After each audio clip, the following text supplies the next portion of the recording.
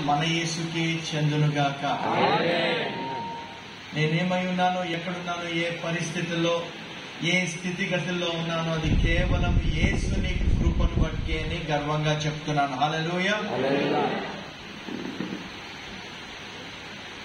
ఎన్ని ఉన్నా యేసు లేకపోతే సున్నా అంట. ఆమేన్.